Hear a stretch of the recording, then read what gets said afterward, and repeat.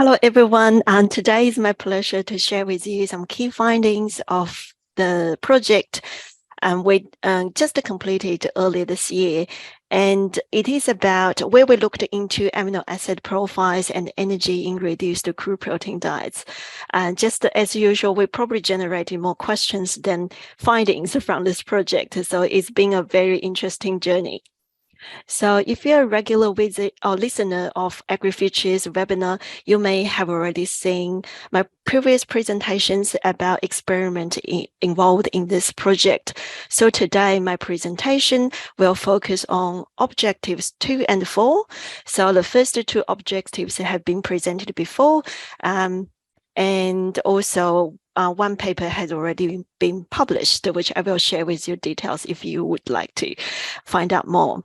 So the final two studies in this project, we looked into how supplementing phytoadenine and tyrosine influence growth performance, and also arginine influence growth performance carcass yield data in reduced crude protein diets. And also we compared wheat and sorghum-based diets, because wheat and sorghum are the most common feed grains in Australia. And also we investigated a preliminary treatment, investigated how possible we can reduce energy level in reduced crude protein diet. So this is the study we already published, the first study where we looked into the order of limiting amino acids in reduced crude protein diets based on weight. And this is an open access publication. So if you're interested in more details, feel free to search for this paper. There is an equivalent one in corn-based diet if you're from places outside of Australia. And that one is also open access. So feel free to search for that one as well. So in the final two studies, what we did is we used the same set birds, and it included 13 treatments. And we provided experimental diets from 14 to 35 days, where we collected growth performance data.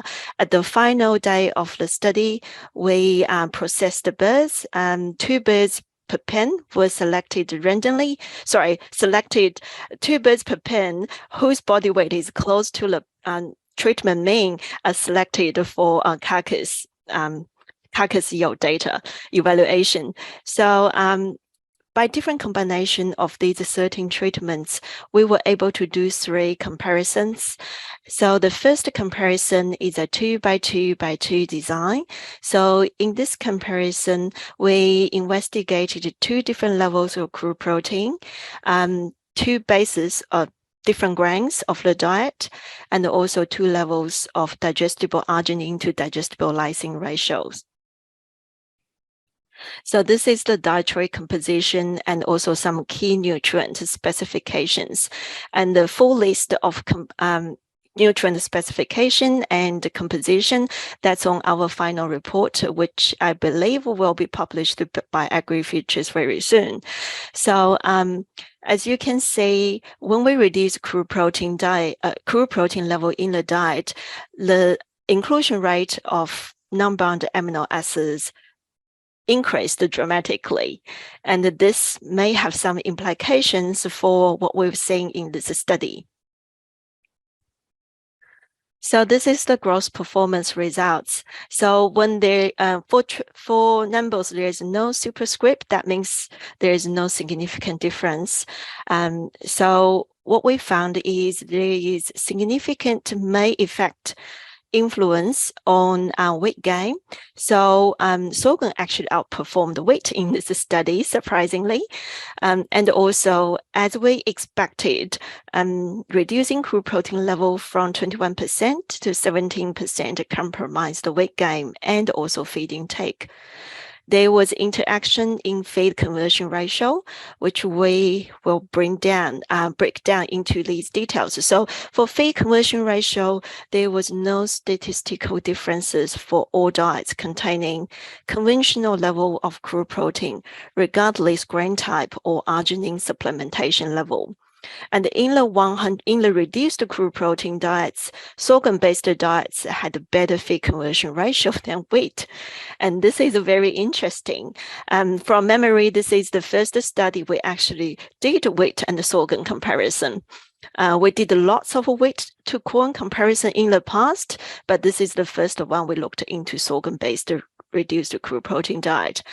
And then supplementing arginine to 110 as a ratio to digestible lysine in wheat-based diets compromised the feed conversion ratio, but then in sorghum-based diet improved the feed conversion ratio. So that's quite interesting because we do not have straightforward answer to that one. Maybe in the audience there will be some smart ideas to inspire us. So this is the carcass yield data. So for relative fat pad weights, that's perhaps the most interesting one to us researcher doing reduced crude protein diet research. So sorghum-based diet generated a heavier fat pad. And then reduced crude protein level, as we expected, increased abdominal fat pad weights as well. And also for breast meat yield, reduced crude protein level reduced breast yield. And also for leg quarters, because it's a ratio, it's a relative ratio proportion of a whole body live weight. So therefore, reduced crude protein level actually increased the leg quarter yield. So this is just repeat what I just explained. So the interesting thing is really sorghum-based diets generated higher fat pad weights, and increasing arginine to lysine ratio to 110 increased the leg quarter yields, and decreasing dietary crude protein level increased the fat pad weights and decreased the breast meat yield. So we also measured the protein digestibility and also amino acid digestibilities as well. Amino acid digestibility results will be included in the final report and also our publications in the future down the track. And so here I just want to present you protein digestibility results. So reduced dietary crude protein level increased the protein digestibility as we expected, because when we reduce crude protein level in the diet, it increased the inclusion level of non-bound amino acid significantly in the diet. So it's quite straightforward. We expect an increase of apparent digestibility.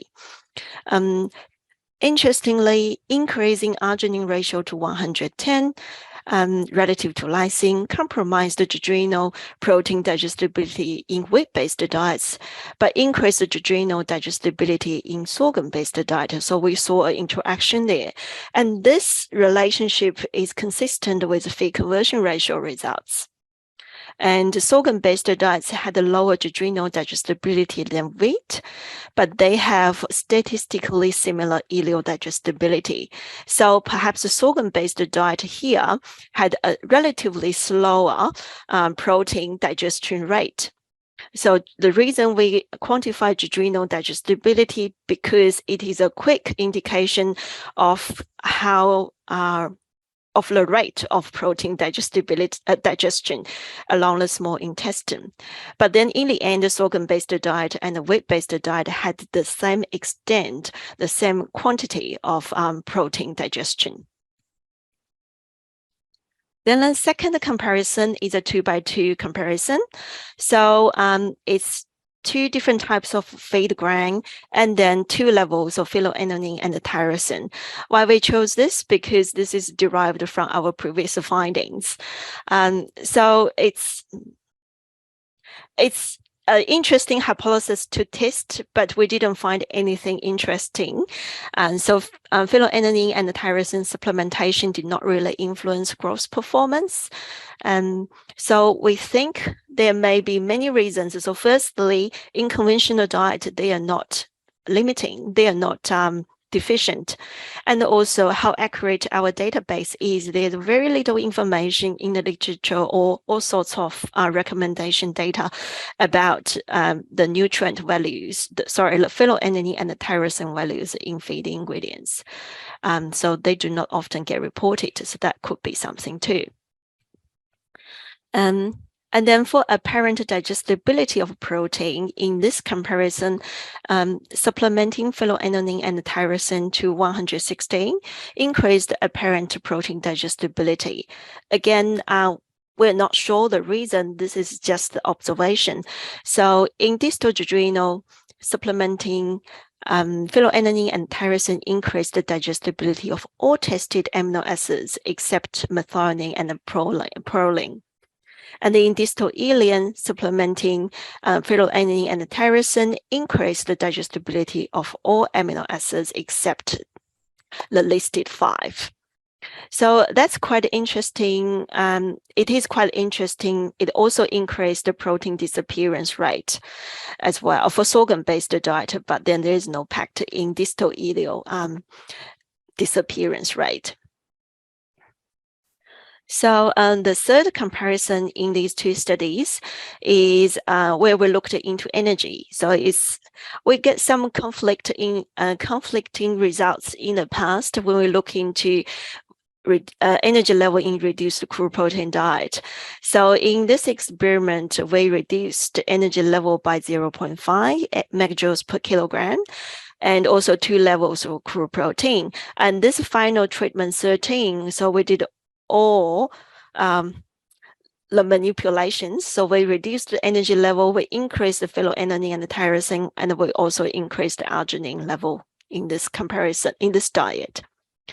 So what we're saying is reducing energy level decreased fat pad weights in both diets, regardless of the CP level. So that's quite encouraging.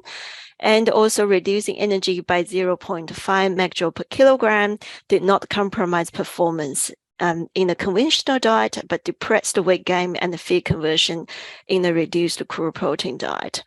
So we were thinking 4% drop for crude protein is actually very aggressive. So whether we went too far in this experiment, if we try a more moderate reduction like 2%, maybe we would derive a different outcome here. Also, we noticed recently the breeder companies has revised their energy recommendation. So this study was done was completed last year. Therefore, we did say there's the energy level in the conventional diet is still pretty high where we use the previous recommendation from the breeder companies. So, and also the in the final treatment, diet 13, what we found is quite interesting because arginine and the phenylalanine tyrosine supplementation in this diet actually increased weight gain, fat pad, and improved the feed conversion ratio. One thing we're not sure is whether these supplemented amino acids actually being sacrificed as the energy source. That is what we are not sure, but why we say this improvement of weight gain and also feed conversion ratio. So next. So this is the carcass yield data and also protein digestibility coefficients. So reduce the crude protein level as we saw before and decrease the carcass yield, and reducing energy level slightly reduced the total breast meat yield, and it increased the distal ileal protein digestibility. And the reduced crude protein reduced the jejunal protein digestibility, but increased the ileal protein digestibility. And so that's all the 3 comparisons, but then we combine all the 13 treatments because they were done in the same setup with the same batch of birds. We found some interesting correlations. We do not see this very often. So higher jejunal crude protein digestibility is correlated with lower fat pad weights. So in a way, this is good news because that's my favorite subject. Rapid digestible protein will be able to facilitate a better protein utilization, reduce fat deposition in birds. However, higher crude protein digestibility, regardless whether that's in jejunal or that's in ileal, and they are linked with lower weight gain and worse feed conversion ratio. So we don't really see this very often. What's the possible explanation?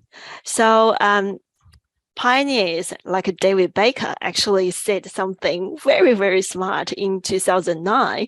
And so he said there are always limits of how much intact protein can be replaced by free amino acids in terms of achieving maximal weight gain and feed conversion in broiler chickens. So I think this is what we've seen in this study. Maybe the 4% drop is too far, and that's why we see this negative impact, despite the 4% drop will massively increase digestibility of protein or amino acid because of that high inclusion rate of amino acids. High inclusion rate of non-bound amino acids in the diet. But then that high inclusion actually depressed the protein digestive dynamics, and it doesn't really facilitate weight gain and feed conversion. So there's lots of interesting, there's still lots of unknown questions for us to find out what's the optimum level. So the way we read this comment, we would like to add a little bit after this statement. So there are limits of how much intact protein can be replaced by free amino acids without knowing the amino acid requirement and their balance to energy in diets containing high level of free amino acids. Also, without knowing, we cannot replace all the intact protein with free amino acids without knowing the absorption and the reabsorption capacity. At the moment, lots of our research have been focused on digestibility, and there are other groups may not even measure digestibility data at all. Also, without knowing the extent and ammonia overload. So a super increase of non-bound amino acid system and how that will influence the efficiency of amino acid utilization. That's another question. So from this project, from these two final studies, and our recommendations are formulating low crude protein diets with more caution when dealing with high protein grains. And the reason for that is, I may have another one, this one. Yeah. So the reason for this comment is when we formulate a diet with with grains containing higher crude protein, the diet will contain more non-bound amino acids. We see this in comparison between wheat and sorghum. We see this in the comparisons between wheat and corn. So naturally, corn and sorghum, they contain less crude protein than wheat. Therefore, when you formulate a diet containing the same crude protein level, and sorghum and the corn-based diet would contain less non-bound amino acid, and somehow that really helps with growth performance. It could be due to digestive dynamics, the imbalance between protein bound and non-bound amino acids, and it could be the imbalance between glucose and amino acid utilization. So we cannot replace all the intact protein with free amino acids. So that's our number one recommendation. So we do deal with wheat from different seasons containing different levels of crude protein. If we're dealing with a high protein content grain, and we need to be extra careful with formulating reduced crude protein diet. And then the second recommendation is we can reduce energy by 0.5 megajoule per kilogram without compromising performance in conventional diet. However, this is your baseline of energy level. That's according to 2019 nutrient specifications. And now it's different. We have another AgriFutures funded research project led by Dr. Mehdi Togoyani looking into this a little bit further. So then the third recommendation is increasing phytoadenine and tyrosine in reduced crude protein diet did not alter performance in our study. This is not a firm conclusion. Definitely there more work needs to be done in that space, and also increasing arginine level. In sorghum-based diet, reduced crude protein diet tended to improve performance and amino acid digestibility. So where to next? As I said, we have ongoing research in looking into energy and amino acid optimization in reduced crude protein diets, especially whey-based diet, because the nature of the high crude protein nature of wheat grains. And also more investigations into amino acid requirement in low crude protein diets are required because amino acid requirement are all down in most of them are done in corn-based conventional diet, and that the dynamics of amino acid and the protein digestion is totally different in a corn-based diet and wheat-based diet, and also in conventional and reduced crude protein diets. Also, instead of dropping dietary crude protein level extremely, maybe a combination of non-bound amino acids and other protein meals is the way we should go to replace soybean meal. And we have some preliminary data and yet to publish, and dropping crude protein level moderately in comparison of canola meal actually can completely replace soybean meal without compromising performance. Again, there is no correlation between gross performance and plasma amino acid concentrations. So I did not report that data because there's nothing very excited there.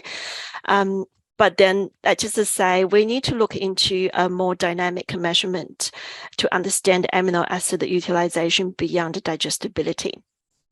So this is all about my presentation. I really would like to thank my collaborators and colleagues, and they have been wonderful. And also, we would like to give our biggest thank to AgriFutures Australia for the opportunity and also support. Thank you.